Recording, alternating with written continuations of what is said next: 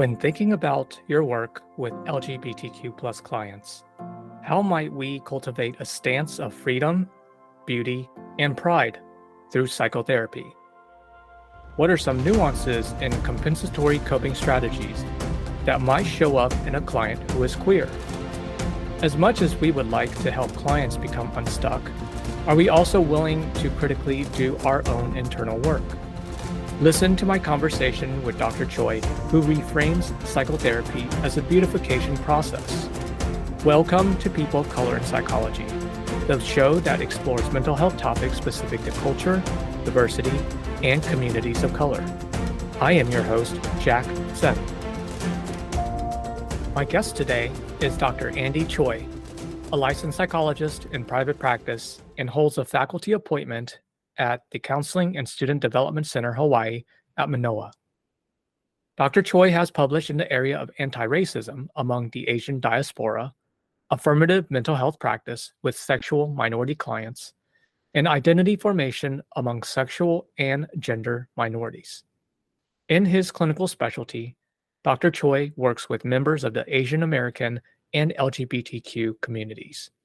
As part of Pride Month, Dr. Choi, a 1.5 Gen Korean American and queer psychologist, will be discussing how, in addition to addressing mental health issues, therapy can be an avenue for cultivating freedom and beauty for clients who have experienced marginalization. Dr. Choi, thank you so much for joining me today. Thank you very much for having me. I really appreciate the opportunity to be here. Can you share with me your journey and the field of psychology? How did you get into this work? Yeah. Well, thanks again. And I feel like my answer to this question has evolved over time. And actually, maybe the better way of saying it is I think I've become more aware of the genuine motivations that brought me into this field. I was brought into this life under pretty adverse circumstances. And ultimately, I want to know and help myself and, of course, help the people around me. What's interesting is that going into college, I had already made a decision that I was going to study and make a career out of psychology, like before I even took Psych 101. And I wasn't inspired in Psych 101 either. And so for a while, like I was sort of kind of reflecting on how I was so sure about kind of my choice in this field, before having really, much experience in it. And later on, I learned about this psychoanalytic concept of the unthought known, which basically says that so much of our motivations are kind of based in knowledge that we have, unconsciously, but that we're not able to kind of fully articulate or think, right? So they're not conscious to us.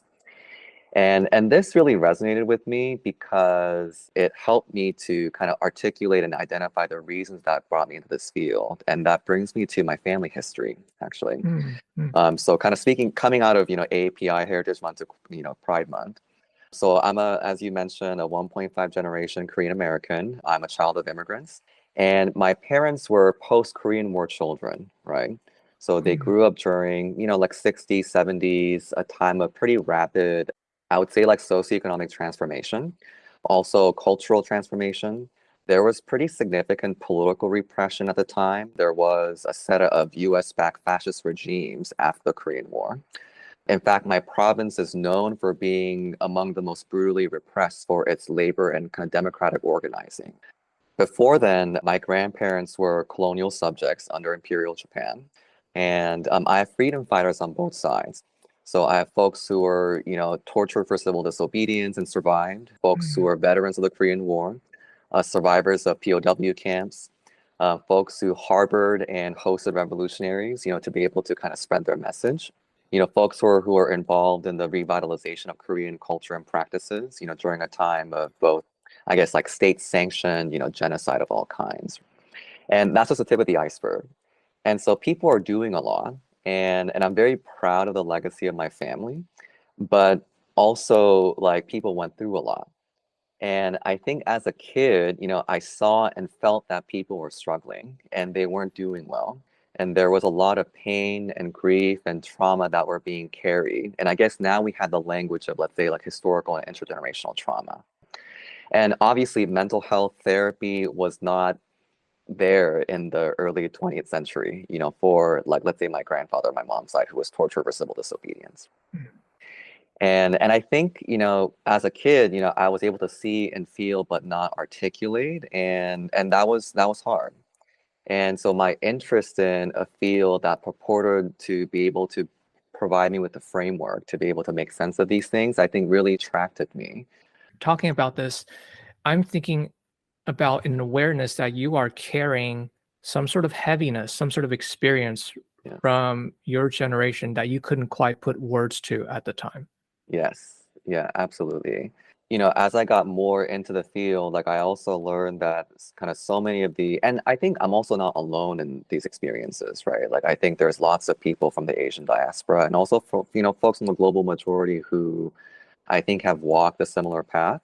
And I think as I got into psychology, I also learned that the insights that I've been cultivating from a young age could also make a contribution in terms of really diversifying our understanding of the human experience. And now, what I'll also say is that all this is pre myself immigrating to the US. And so I don't think I need to say much in terms of like, what we've seen with the, Stop Asian Hate and the different kinds of, racial violence and oppression that we as, part of the Asian diaspora experience in this country. I'm very happy that I chose psychology. It's been a really excellent fit for me. I think it has realized my initial yearnings to be able to kind of, again, find those frameworks. When we see people who are not doing well, I feel like what we're often seeing is the dysfunction of our systems or structures or unaddressed histories or dominant ideologies that are manifesting their toxicity through the individuals that appear to be not doing well. I think you and I are seeing that play out more in a systems framework. And this is something I know for myself that is more recent, wasn't something that was readily taught during graduate school. Absolutely. This was a point of contention in terms of really not finding, the right books, the right literatures, the right mentors, the right resources that would help me to kind of place what I was learning in like a more critical context.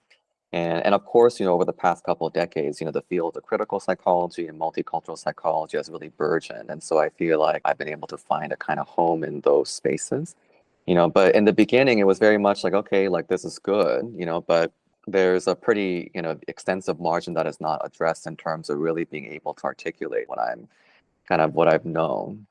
Now, I'm wondering about the intersectionality between, LGBTQ plus, or some of my clients, depending on a generation, they like to just say queer. And so, Mhm. can you share with me some of your work in this space? Yeah, so I've had a longstanding interest in the idea of internalized oppression, which is the collection of attitudes, beliefs, and behaviors adopted as a result of chronic exposure to external oppression. And so when I was in graduate school, I did some scale development and psychometric work, measuring internalized racism in Asian Americans, as well as internalized homophobia among gay men. I work with a research team to develop a set of interventions to reduce internalized homophobia and transphobia, which were found to be efficacious. And more recently, I've done some qualitative and conceptual work looking at, well, where one of the aspects that we were investigating was different kinds of intersectional internalized oppression, let's say among Asian American men. So, taking into the concepts you just described, how might that play out? It might be useful to maybe discuss some examples. So I think of, let's say, an Asian American person who, as a result of chronic exposure to racist discrimination, develops internalized racism, which looks like, disliking yourself for being Asian, wanting to seek out and emulate and prefer prototypical behaviors and traits associated with a white dominant culture, believing that doing so is superior, is normal, and will garner the kind of inclusion and acceptance that we want in society. Similarly, a gay person who has experienced, let's say, peer victimization for gender nonconforming behavior in childhood may develop internalized homophobia, experience significant shame about their gender nonconforming interests or behaviors, may avoid associating with other queer people who are similarly quote unquote stereotypic in terms of violating traditional gender norms, because they've internalized the belief that being able to emulate, being able to seek proximity to heteronormativity is what's actually most desirable and what we believe will kind of protect us from being marginalized again. And what strikes me in these and other examples is that experiences of oppression can lead us to replicate those very same kinds of oppression in our personal lives, but also in our communities. One way I think of this is that internalized oppression is a kind of short-term coping strategy. Because if I'm in a situation where I'm disempowered due to my marginalized status, it might be more accessible to me to turn that against myself and say, I'm the one to be blamed. It's my fault. It's my failure to fit in with the norms and the mores that exist. Something is wrong with me. And only if I work harder to fix this in myself or change myself, then the marginalization will go away. That can seem a lot more accessible than to confront the perhaps more overwhelming or hopelessness-inducing reality that the world that we live in has a lot of oppression and injustice. Now, with this maladaptive coping, what have been some of the costs that you've observed? Now, the cost of this maladaptive short-term coping strategy is that it can lead us to perpetuate the same kind of harm that we initially experienced, but to folks in our own communities, including those with less power and privilege. So, for example, if I see an Asian American person who has been here for a number of generations, make fun of or say racist things to a recently migrated Asian person, say making fun of their accent or their dress or calling them fobs fresh off the boat, that might be an example where, we're now perpetuating the same kind of violence and harm within our own communities, right? So even within their own community, that may be how internalized racism can play out. The literature does show that internalized oppression is linked with numerous negative mental health outcomes, including depressive symptoms, internalizing symptoms, low self-esteem, interrupted identity formation for racial, ethnic, minoritized folks. Another layer to this is that we can also participate in reinforcing structural oppression, right? Because if we as marginalized or members of marginalized groups are saying that, the oppression is fine, it is indeed our fault, we have to be the ones to change, there's something wrong with us, and we need to do the work to fix ourselves because everything else is normal as is, right? So we can contribute to obfuscating the fact that oppression is indeed occurring. And so for me, the key takeaway is that oftentimes what we consider to be our individual thoughts or feelings or actions or preferences can be the primary means by which we perform the ideological work of structural oppression. And this has significant implications, not only in terms of our mental health, but also our ability to contribute to the social change that we do want to see.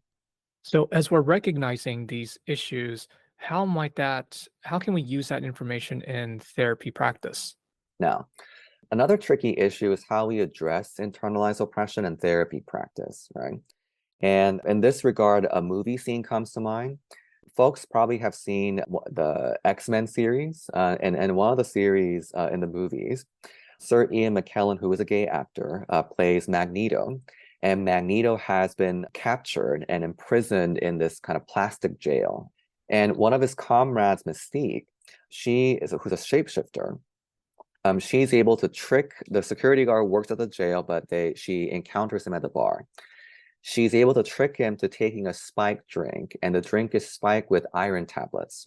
The security guard takes a drink, passes out, goes to work the next day. Magneto is able to detect the trace amounts of iron in the security guard's bloodstream. And so Magneto is able to suspend the security guard, extract the microscopic particles of iron through the pores of the guard, and then refashion those particles into these little bullets that he then uses to break out of this jail. And when I think of attempting to sort of extricate, cleanse ourselves of internalized oppression, that scene comes to mind because it does feel as though at times we're so steeped and marinated and immersed in the oppression in terms of all the socialization that happens. Mass media, family messaging, lack of affirmation or accurate representation, different discrimination experiences. And so I do think it can be, a major task in terms of, how do we clock and begin to work this out of ourselves? The way I think of it in my own practice and just conceptually as well, I do think it's important to find a balance. It's prioritizing and respecting the autonomy of the client and their goals for therapy, and to refrain having our own agenda in terms of the inevitably political nature of therapy. I do think it's important to, as usual, guide a client to openly explore their lived experiences in conjunction, of course, with these critical consciousness components. Let's say understanding how socialization impacts us in terms of the perpetuation of and adoption of oppressive ideologies. And then, we want to help them come to their own conclusions that best suits and helps them explain their own lived experience. At the same time, I do think it's important to assume an affirming stance, that we stand by our clients in witnessing how they have been impacted by oppression.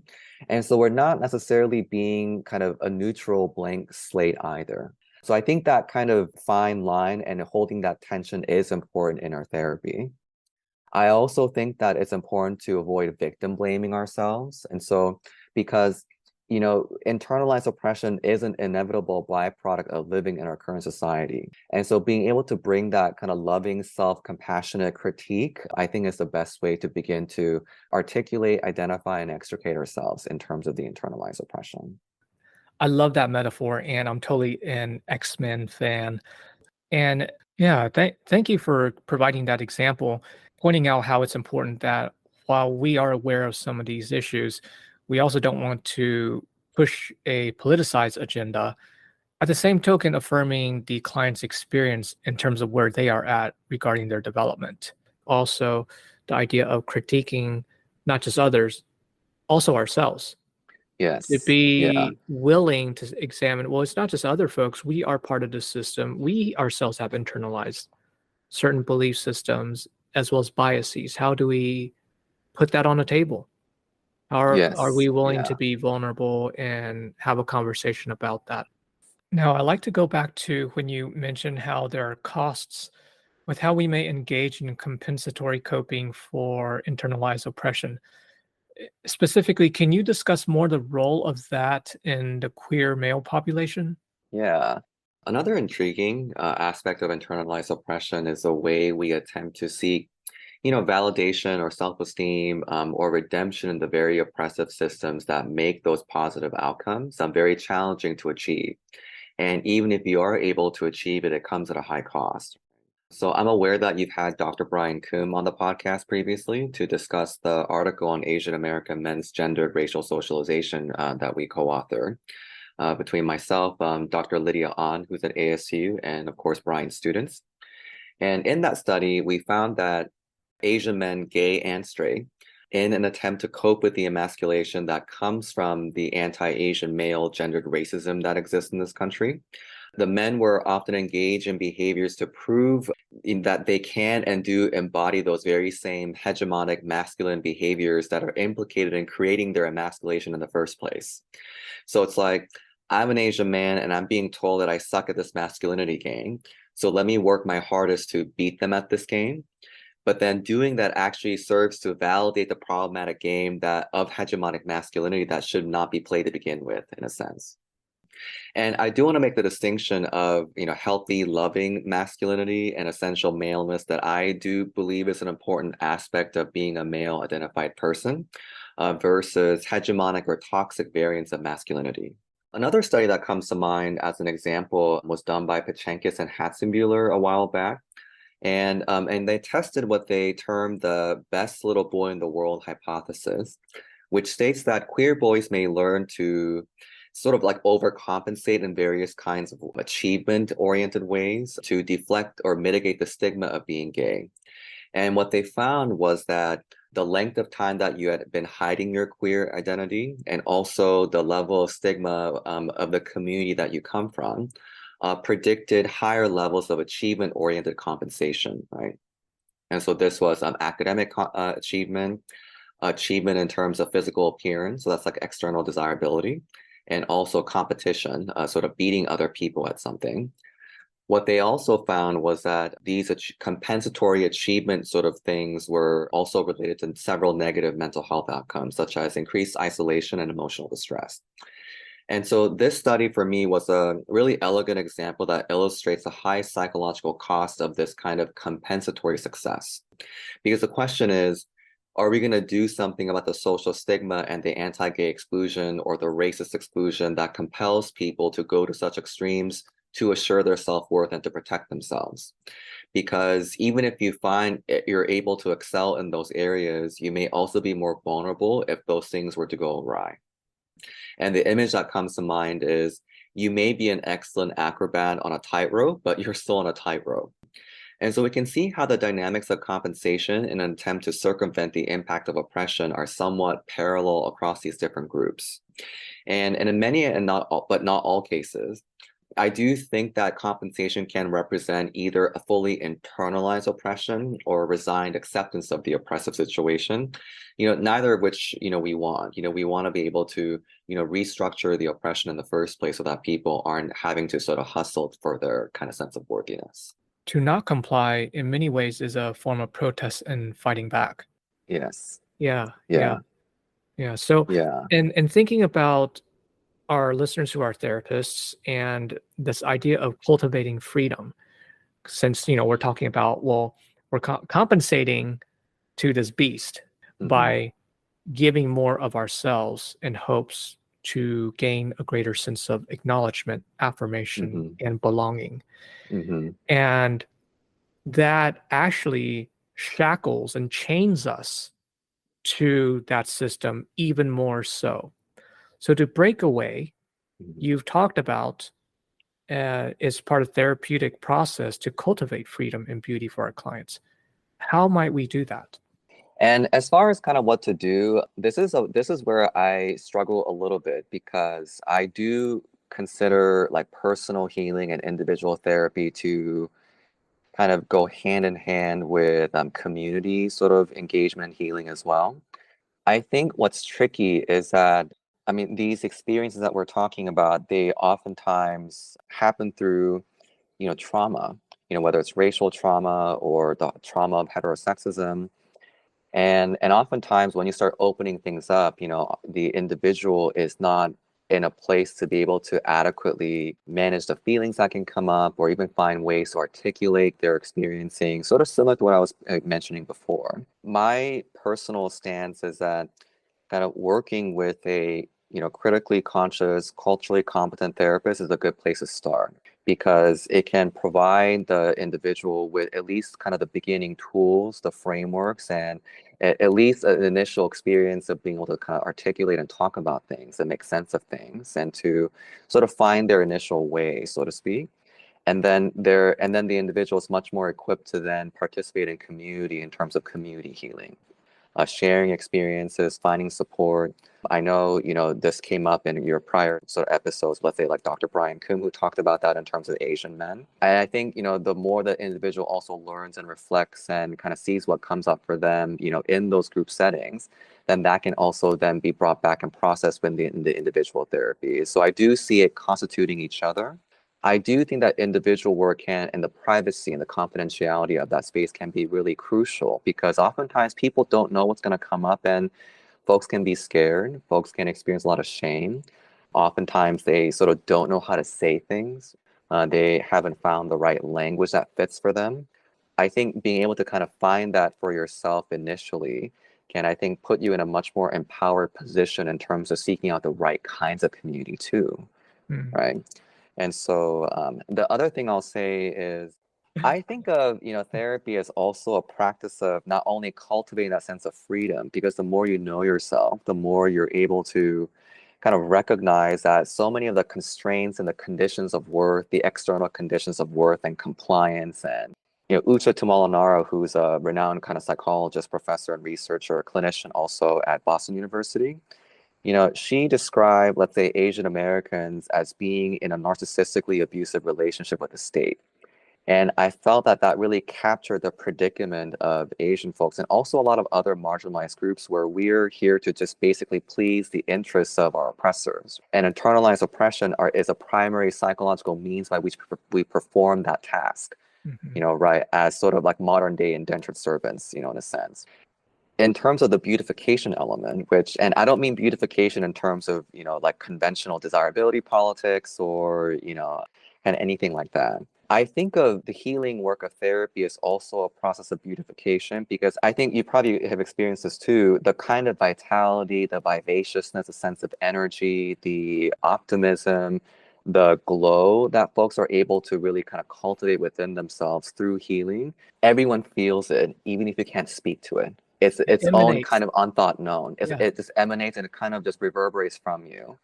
And I think those like subtler but equally powerful forms of beauty is something that really helps us to kind of keep going, Mhm. to connect with Mhm. other people, to be able to come back to ourselves, and then we have our backs, and other people have our backs, and there's love in our lives. And so for me, critically informed therapy can be an important tool in, kind of our collective practice of, freedom building and freedom dreaming, and also, cultivating beauty in our lives. And I think, during Pride Month, I think that's one of the contributions of queer liberation is that being able to really tap into sort of our erotic selves, what brings us pleasure, what do we enjoy, what do we like, what do we want to see, how do we create beauty in our lives, but in tandem with, we want to be free. We want to be liberated from the shackles of oppression and of constraint and limitations that serve power and not humanity. And I think Pride is a really nice place to be able to kind of articulate that. So. Yeah. Yeah. Thanks for sharing that. As you are talking about this, I had a thought about my own ongoing journey and striving to be a culturally competent therapist. And that is acknowledging my privilege as a cisgender male therapist. For example, my partner and I recently had family members who are queer come to visit us. And this is in June during Pride Month. While we were walking in downtown Austin, my partner and I were holding hands. However, the family members did not hold each other's hand in public. They mentioned that they didn't want to deal with the hassle of what the public might say or do. And I think that's just so unfortunate that that is the society or the environment in which we live in. One thing that occurs to me is that this work, doesn't happen all at once, and I feel like it's like human development sort of principles where we encounter kind of in some ways the same developmental task in different forms as we go through our lives. And that's been my experience, not only reflecting on my personal experience but also the experiences of those of my colleagues who are queer or QPOC, and as well as clients, where like we work through kind of our own internalized oppression in stages. So for example, folks can gain an initial or an intellectual understanding of, let's say, heterosexism, right? That, let's say binary gender roles, Mhm. or the historical pathologization of, sexual and gender diversity, the stereotype being a homosexual or being queer is some kind of moral failing. I think, folks can get there relatively, sooner than maybe working through the emotional pains that are tied to specific life experiences during which those messages were learned. I know that, I should be able to hold hands, like on the street with my partner, but maybe when I try to, I have this memory of, let's say, wanting to, give a gift to my kindergarten, peer of the same gender because I had a crush on them. And, people bullying me or people making fun of me because they thought it was, weird, right? And so the emotional work can oftentimes take a bit longer to get there and to work through because they're deeper, and in some ways that's where like the pain and the grief and the anger and the difficult feelings often reside, right, at the more affective level. And then there's also the level of, okay, how are these things manifested in different areas of my life, the very subtle ways that I'm prevented sort of, fully expressing, my love of, my partner, or like my identity as a queer person. And so perhaps Austin is, quite progressive as a city, but maybe the state of Texas or the country nationwide, we're just in a very unique sort of situation in terms of queer sort of rights and representation and climate, right? And so what do we do about that in terms of, let's say, fully healed, but then you're not able to exercise that healing because you don't want Yes. to get in trouble. You don't want to get yourself, in harm's way, or maybe you're okay with it, but then you don't want to, maybe put your partner in harm's way, right? Mhm. And so I think, the same issue gets kind of played out in different levels of our understanding, whether it's intellectual, interpersonal, societal, affective. And so I think as clinicians, in some ways, like we are kind of learning to kind of competently work with the issue at those different ecological levels. Mm, mm. Well, Dr. Choi, so here's a question I ask all my guest speakers, and that is, as a person of color, what were some of the challenges you faced and overcame? Looking back, I would say the model minority racialization has been quite challenging for a number of reasons. I just want to also mention that I feel like we do a disservice in how we teach stereotypes, the concept of a stereotype that I think implicates our collective misunderstanding of the model minority myth.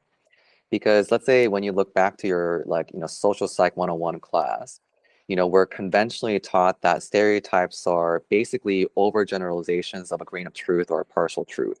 And so Asian people are, again, passive or good at math or whatever.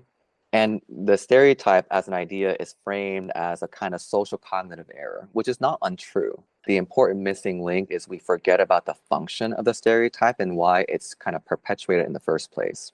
And so the function of the model minority stereotype is, again, to put a gold star on the indentured servitude of the Asian diaspora, for us to be the emotional butlers to whiteness and white supremacy, for us to willingly volunteer labor, to serve the interests of the system.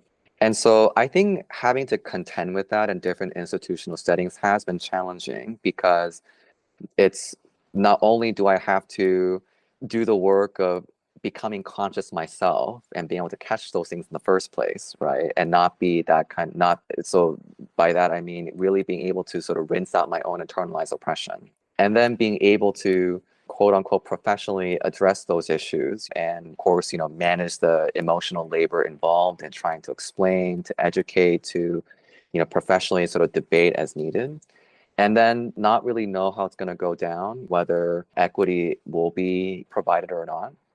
And so that definitely, I think, continues to be a challenge. And I know I'm not alone in this in terms of, other, Asian American professionals in all sectors, right, including psychology. Mm-hmm. What has helped me is I am so struck and grateful for the generosity of my friends and colleagues. And I think this is something that sadly was surprising, because I think at a certain point in my education and training, I was made aware of how much I was being inculcated into the idea of individualism, that it's really about your work and like your citation and like your quote unquote original ideas, and like, make sure people don't take your ideas, don't trust people. Like, I mean, those are things I heard pretty explicitly. But folks are very generous, and people want to share, because we know that at a certain point that we can't do things on our own, and our kind of ultimate outcomes and products and things that we create are much greater when we collaborate.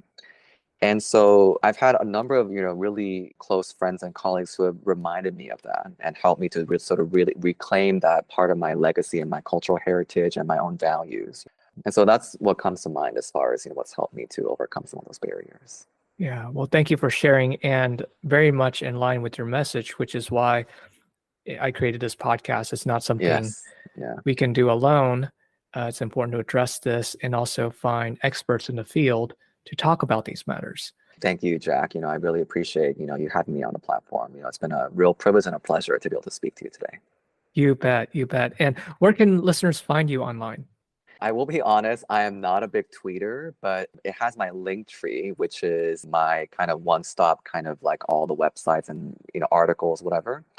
And so folks can find me on at AYCPhD on Twitter, as well as aycphd.com, which is my practice website where folks can learn a bit more about my work. Yeah.